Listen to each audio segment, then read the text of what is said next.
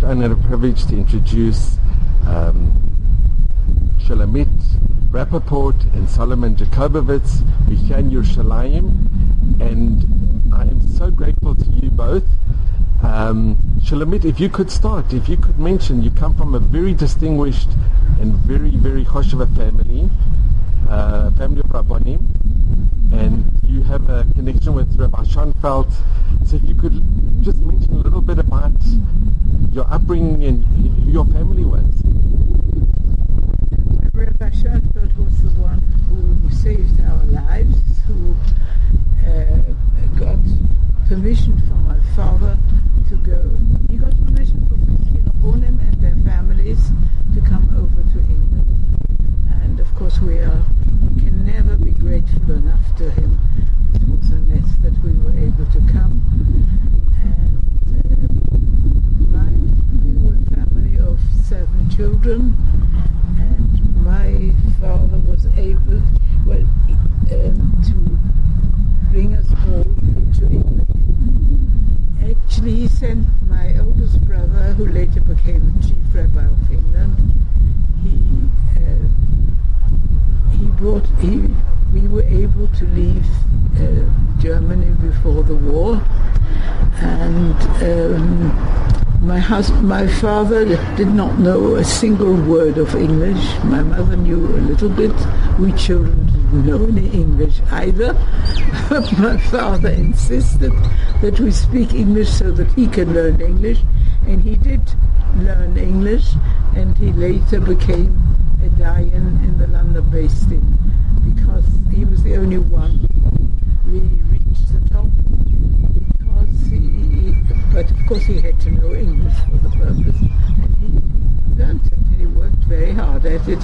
He was over 50 when he came to England, and so life was certainly not English, not easy, and but Baruch Hashem, he managed to work again as a dayan. And he was dealing with the problem of the agona, and at that time he was unable to let most women remarry. And only later on they discovered where people were nifter and how they were nifter, so that it was a fact that they were actually nifter, then they were able to remarry, but that took some time, and unfortunately with all this worry, my father was nifter at the age of 60. He had a heart attack, and that was the end. But Baruch Hashem, we were still the lucky ones that we were able to be in England. Now in Germany, I remember when my brother Solomon, he was in a non-Jewish school because we lived too far away from a Jewish school. So he was in a non-Jewish school, and Solomon, I'm just telling them what they told you in school one day.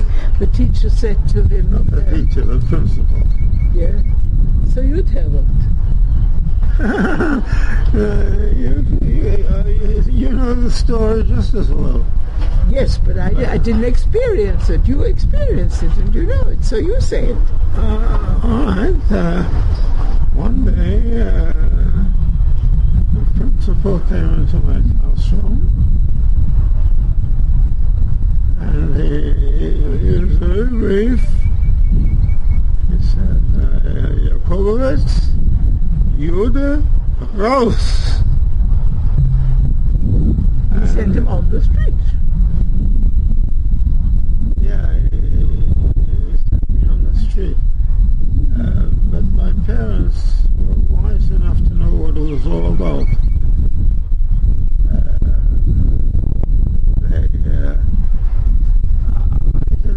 I was 6 years old, so I had no idea what all this anti-Semitism was about. But my father knew quite well what's going on, generally well informed, and he saw the writing on the wall. We were lucky; we were able to get a ship to England, and that saved our lives. Can I ask, what year were you born in? I was born in 1929. He's 3 years younger. 1929. Yes, he's 3 years younger than me. And do you remember the area that you lived in? Yes. You see, I'll tell you a little story also about my father. It came to Sukkot 1939, and we were in Germany, and my father never rented a flat without making a condition to put up a sukkah in somewhere or other. But in that year, 1938, he didn't dare to put the sukkah up anymore. So obviously we were lucky. Our balcony didn't have another balcony above, so my father measured it up, and he said, yes, we could just put a little sukkah there, which you wouldn't see from the street. And so my father, I still see him and hear him, he crawled into the sukkah, which only went up to the top of the balcony, and he put the schach on top, and then he literally crawled into the sukkah, and he said, Baruch Hashem, I'm sitting in a kosher sukkah. That was the greatest thing for my father. That was the 1938. And after that was the 10th of November, and then my father left Germany with most of the children. Still stayed to get out the sforim and the furniture, because my father had no panosa coming to England. So, but I still remember how he crawled into the sukkah and said, Baruch Hashem, I'm sitting in a sukkah.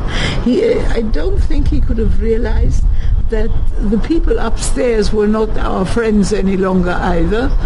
But anyway, he was very grateful and very happy to sit in the sukkah. And did your siblings go into the sukkah as well? Well, the boys, there wasn't much room. As you can imagine, the balcony wasn't that big. And those, yes. I had 2 in England already, as I told you before. And I still had one big brother who was 3 years older than me, Joseph, and he was ate in that sukkah as well, but he was too small. He didn't have to eat in the sukkah.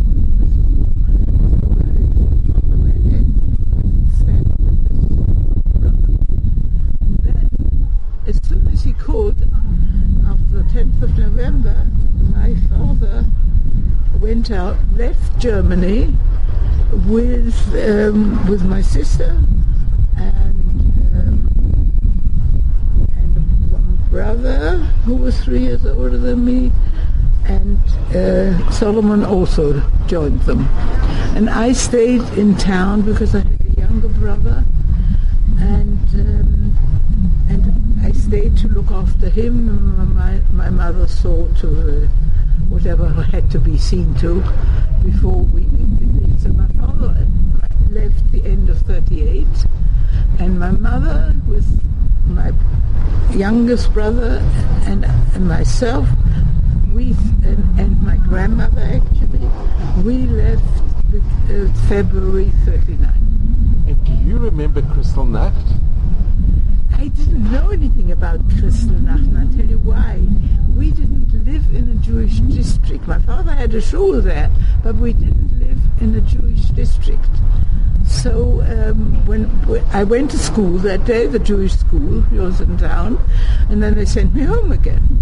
And I saw a lot of glass lying around, but I didn't know what it was all about. And what happened to your father's shawl, to the necklace? And my father's shawl was not burned, but it was bombed during the war. But one shul, the weekday shul, was still, we had a very big shul, but the weekday shul was still left, and it's standing today. They've rebuilt it. The very big shul was bombed by the English, the British or the Americans, I don't know who, and but then they pulled down afterwards. It was too dangerous. And do you remember any anti-Semitism on the streets? Do you remember the atmosphere? They used to be. I used to love skating, and it was written up a big notice: "Juden unerwünscht." But I went. We had no idea of the danger at the time. We didn't know what danger there was. Thank you. We didn't know the extent of the hatred of the Jews. No.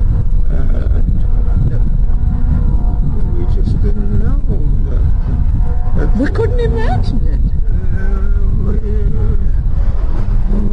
We lived in the same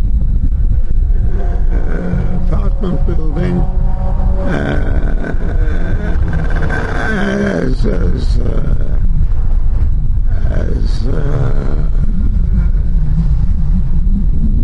they got you. They themselves didn't quite know what had gone wrong. I mean, we didn't know that we were living in a neighborhood that was intent on making life for Jews difficult and dangerous. And did you have a lot of non-Jewish friends growing up in school? Did I have non-Jewish friends? They were not friends.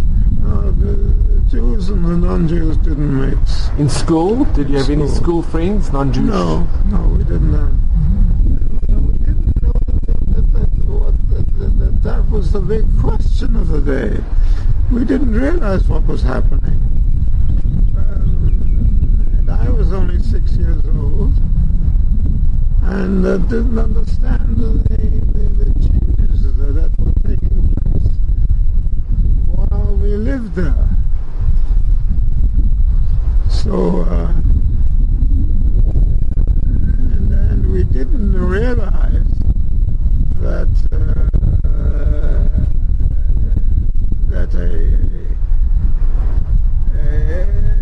an intense change was about to come. We didn't grasp. We never heard of such a thing before. I tell you, my parents didn't speak about it either. They kept it all secret, that they had planned to leave the country. You didn't publicize these things. And did you have any non-Jewish friends in your apartment building or in the school? My parents took me out of the Goy school, and then I told you it was too far away when I was too young. But I went to a Jewish school later. And did you have in the neighborhood any non-Jewish friends?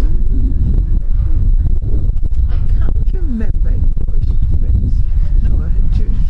No, I can't remember having any Goyish friends. And do you remember walking on the street and having any anti-Semitic incidents? They used to call after us sometimes, but we didn't realize how serious it was. We just had no idea. See, and as I said to you, we did not live in a Jewish district. So they went after my father on Kristallnacht, which they would have been if he'd been in a Jewish district, I'm sure.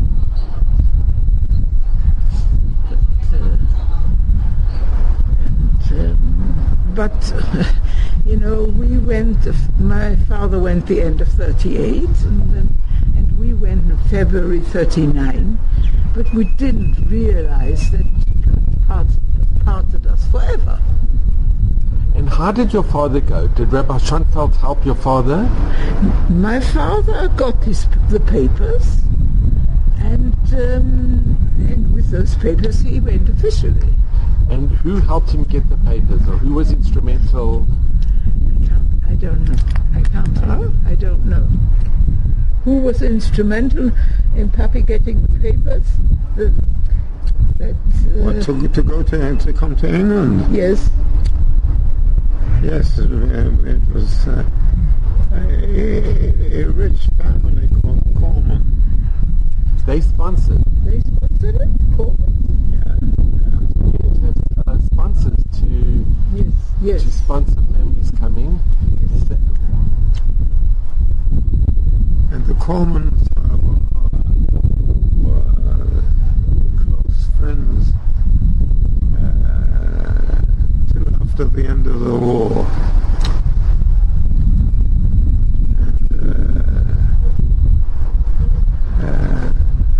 Yes, they lived there.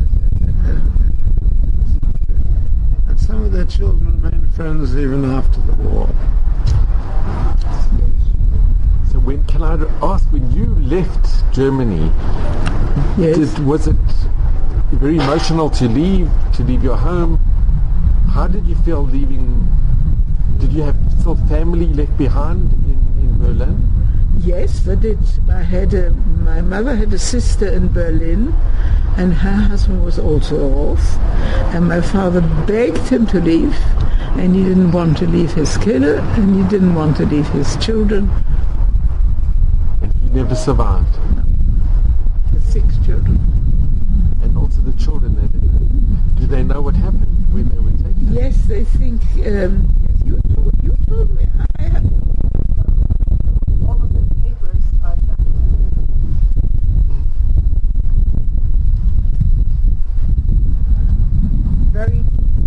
the Avisham website. There's a list. It's called Transports to Extinction.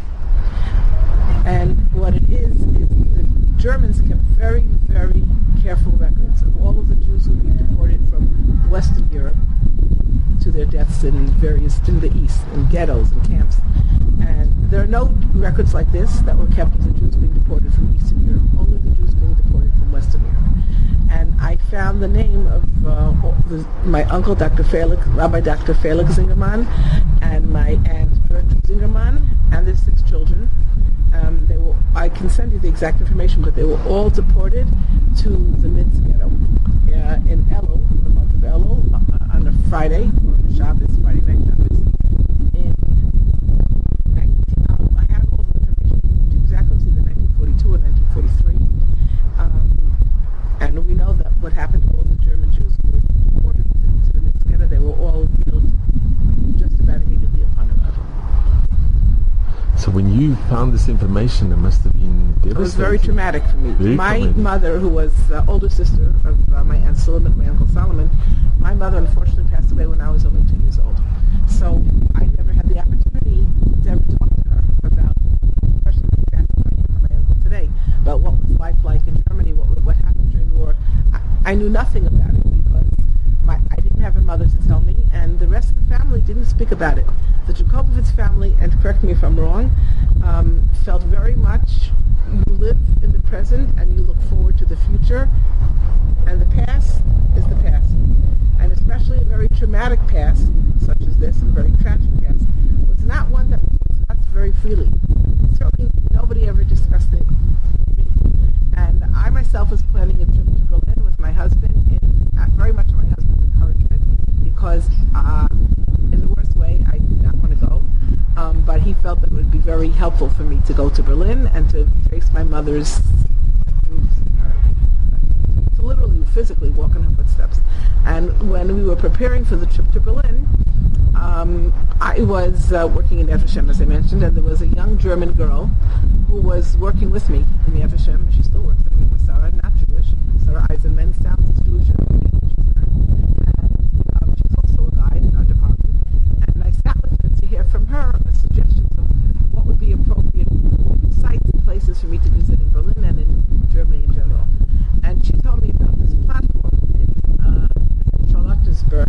right outside Charlottenburg, a very, very wealthy suburb of Berlin, extremely wealthy. Well, I don't even think it's a suburb. It's actually part of the city, right? But it's a little bit isolated from the rest of Berlin, and they had a very quiet train station. And from that train station is where they deported all of the Jews to their deaths in various places. They didn't want it to be in the eye of the public. So this train station is very quiet and very cool. And if you go there today to this platform, it's a very long platform, and the entire length of the platform, they have small little plaques in metal telling you the number of each transport, exactly how many Jews were on that transport, were there 63 Jews or were there 102 Jews, the date that the transport left, and what its destination was. And she said to me, if you have any family that left from this particular platform to the east, it would be very meaningful for you when you visit the platform to find the plaque of the date that they were deported. And I said, I don't think we had any family from Berlin that was deported, but I said, I have an uncle who knows everything that there is to know about the family. I said, I can ask him, but I know that my grandparents and all of the children, thank God, reached the safety of Great Britain. I didn't know we had relatives from my grandmother's family from Frankfurt who were deported, to Theresienstadt actually, but I did not know about any family from Berlin. And so I went to visit my uncle, Uncle Solomon, do you remember this? I went to visit you to ask you if we had any family from Berlin that was deported to the east. And I went to Berlin. Before I went to Berlin, Jonathan and I came to meet with you, and we came to ask you if we had any relatives at all that might have been deported from Berlin to the east. And I was sure you were going to say, no, we all got out. But you didn't say that. You said, oh yes, we had an uncle. You didn't tell me about the whole family. We have an uncle whose name was Rabbi Felix Zingerman. And he was deported from Berlin to the east. And I said, you're kidding, I didn't know anything about this uncle. I said, how is he our uncle? And you said, because his mother was Oma's sister. Do you remember? His wife? His wife was Oma's sister. Yeah. I said, I never even heard. How did he get stuck in Berlin if everybody else left? And he said, because he refused to leave Berlin. He felt that he had to stay in Berlin as long as there was one person from his Kehillah who might have needed his help. And he refused to leave Berlin, and that's all you told me. It was about him. Yeah, that's right. All I knew, I didn't know that he also had a wife and 6 children who were deported. So after you gave me his name, I went home and I looked on the internet on the site called Transports to Extinction, and I find Dr. Felix Zingerman and the day that he was deported to the Minsk ghetto, and then I see that together with him were deported his wife and 6 children. My mother never got including a very small child.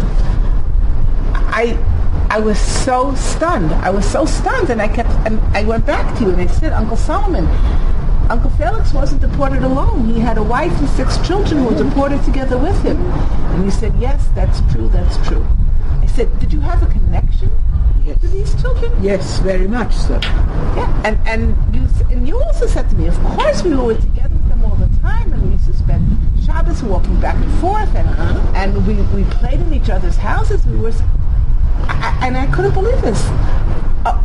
An entire family wiped out.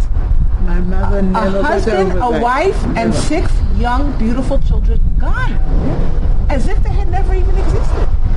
And since I learned that information, every Friday night I light a candle. Everybody knows. Every Friday night since I learned the story, Really? I light a candle for that family, and I say each of the names because nobody's left. Nobody's left to light candles in that family. And so every Friday night I light a candle for them. We put up a matzeva on my mother's matzeva. Oh, really? Yes. In the memory. Yes. Like in the back? In Enfield. In Enfield in the back? Is it written on the back of the matzeva? It was so traumatic for me to learn this. It was so traumatic. I think of my children were all in Israel, and how close they are, and they're always together, and they're in and out, and they've gone through life together from infancy to adulthood. I never really mother didn't speak about it, because she did speak about it to me. Well, I knew nothing them about well. it. I knew nothing about it, and then I asked Shushi Jacobovitz. She knew nothing about it. Uncle Mano never said a word about it. Really? Not a word. And then I asked Rutley. My children And know. Rutley told me that she knows. And you know who else told me about them? Nechama Waldheim.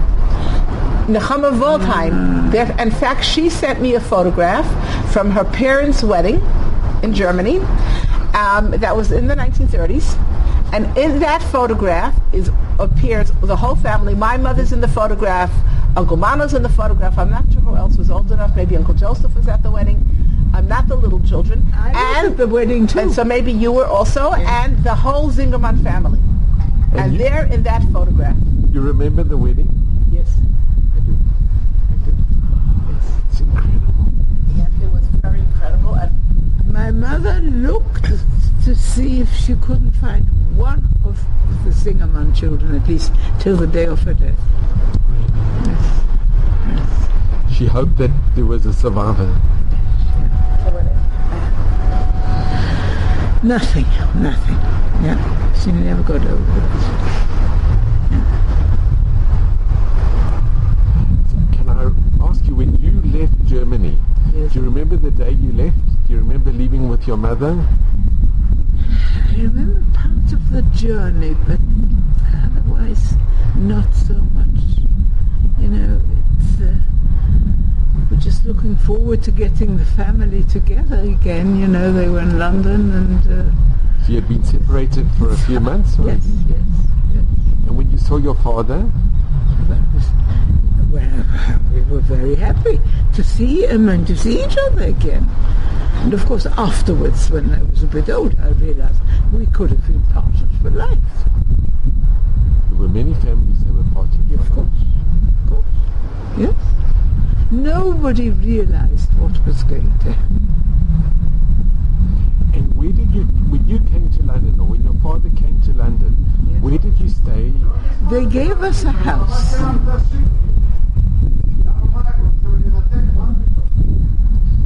In which part of London?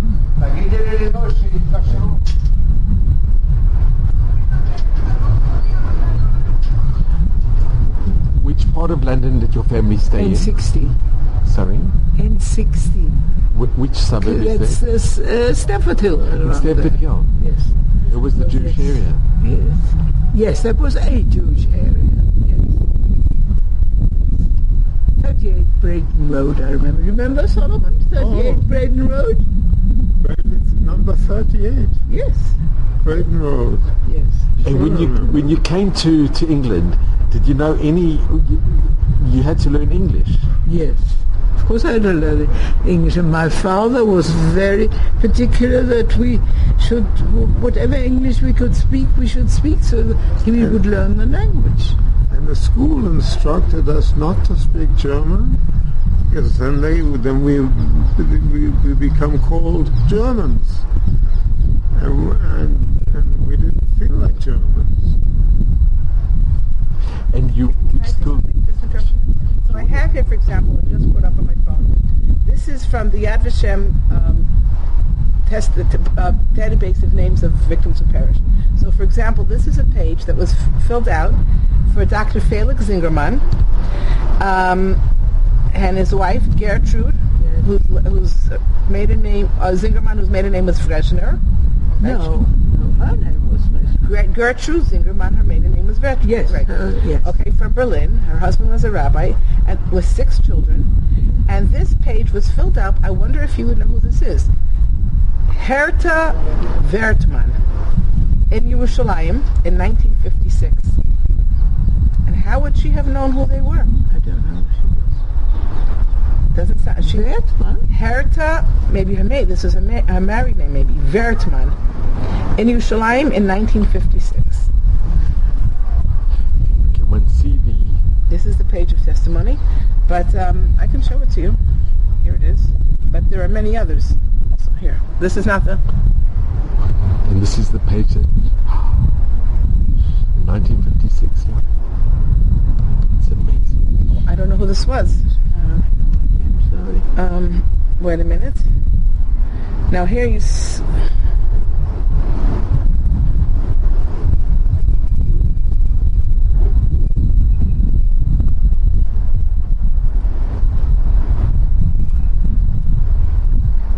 Here's a Shmuel.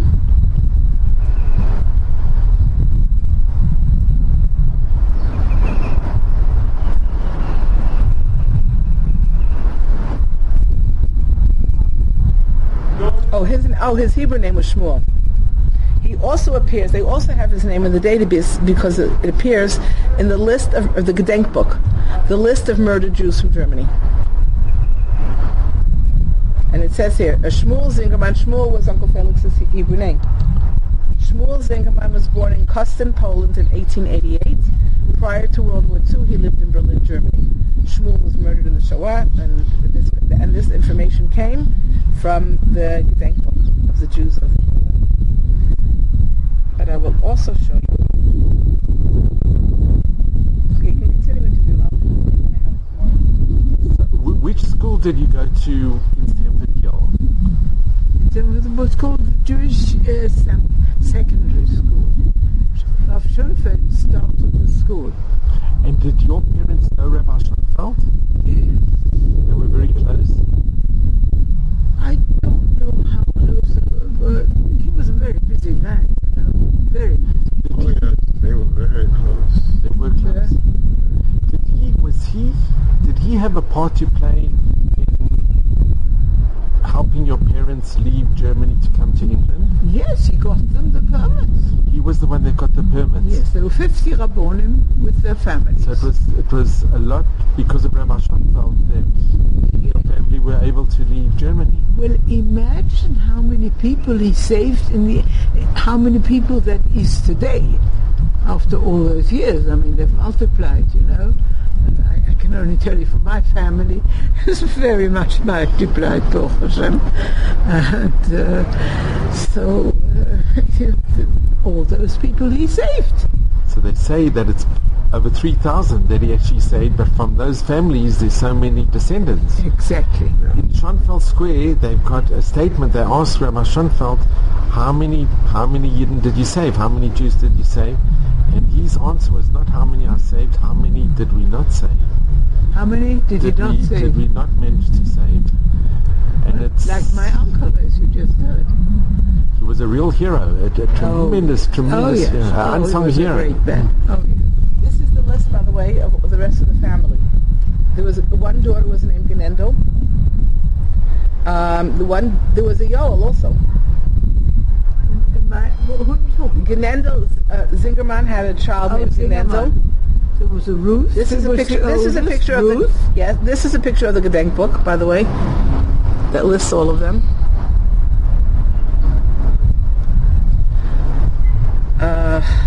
Show me the picture. Yeah, 1 second. Here, let me show you the list. Here, there was Genendel was one of the children. Was one of the girls. There was a Giza. Maybe that was Genendel. That was Genendel. I see. She was my age. I was very friendly with her. Okay, so now I lost it. There was Genendel. There was a Yoel. There was a Eudice. Yes. Yudah was the youngest. There was a Margot, whose Hebrew name was named Ruth. After her. There's a Margot, whose Hebrew name was Ruth. Yes, Ruth. Yes. Then maybe they're not. Martin Zingerman. Nachum, whose name was Walter. Was what? His German name was Walter, and his Hebrew name was Nachum. Walter. That's right, Walter. There's another one. Now maybe this one wasn't related. Uri Moshe. There was Gittel. Gittel was the wife. Her Hebrew name was Gittel. Shmuel, right? Shmuel is the father. Yes, there was a Gertrude. Regina. Tante Gertrude. Regina. Max. Eva Adolf, whose Hebrew name was Abraham. Reizo. And here's Genendel again. And these are the same names again. I will show you on the... It's amazing. And can I ask, when you were at school, how did you, being from Germany, how did the English children, how did they, take you in? Did you? There were a whole load of us. That was the only Jewish school at the time, and there were a lot of us. So, they became very much a part of the school because there were so many of us. And were there many other German-speaking kids as well? Yes. And Mostly German-speaking, because the other countries, they didn't yet send their children out. Why should they? I mean, Hitler hadn't got that to the other countries. And did you speak to each other a bit in German? Or Yes, of course. You did. Of course. You couldn't expect us to speak in a language which you didn't know. Did it take a long time to learn English? No, not really. For us children, no. And how did you feel living in England? Was it difficult, You know the what? transition? My parents were there, my siblings were there. Didn't think much about it. This is how it was. I mean, we didn't know why we left Germany. That much we didn't know. I was 9 years old, but I still knew that. And were your parents close with the Dunner family that also had Yes, left? they knew the Dunner family from before, from years. So there were many families that they There had were met. some families, not too many that we knew, but some, yes. The Dunners for sure. Yes.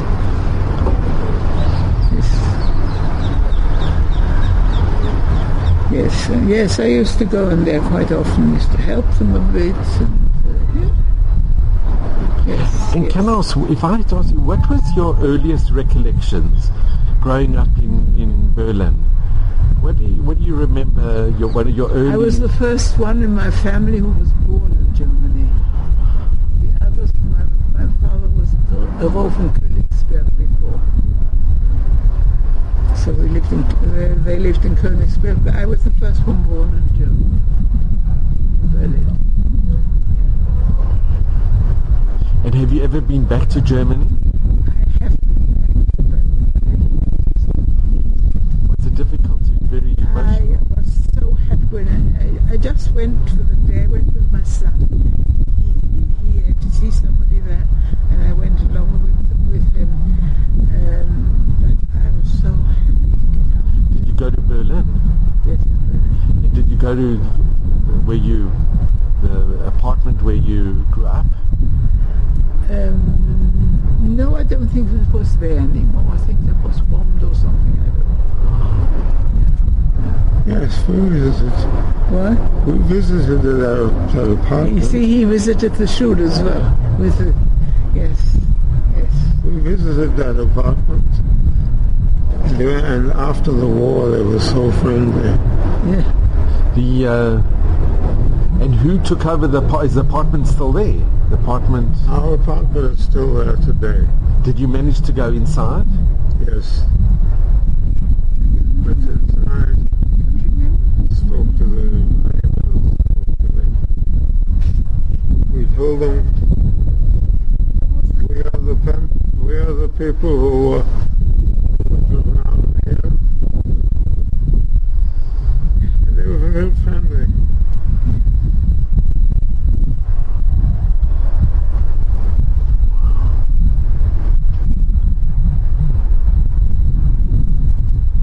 And how long did you stay in London? Did you get married in London?